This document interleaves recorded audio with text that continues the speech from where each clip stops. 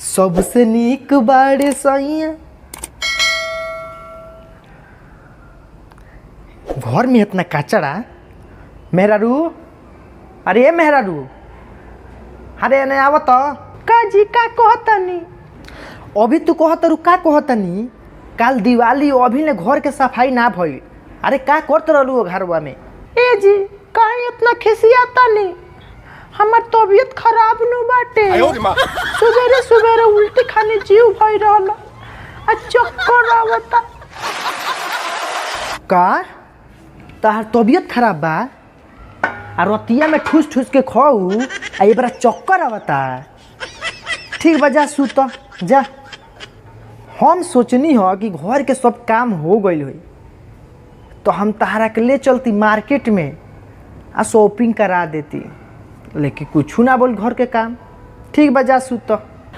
का शॉपिंग करावे? ठीक बा रुकी। ओबे तैयार होके आवता नहीं। रुकी। अरे ना हो, रहे द तू, तार तबीयत खराब बा, जा सुत जा। ना जी सुबेरे तनी तबीयत खराब रहल।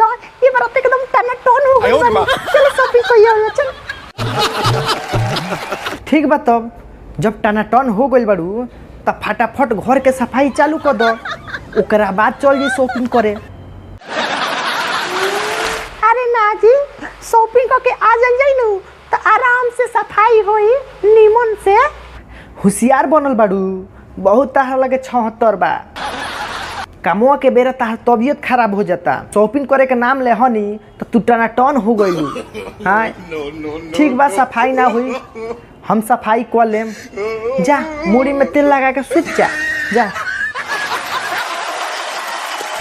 अरे ऐसे काहे बोलता नहीं जी?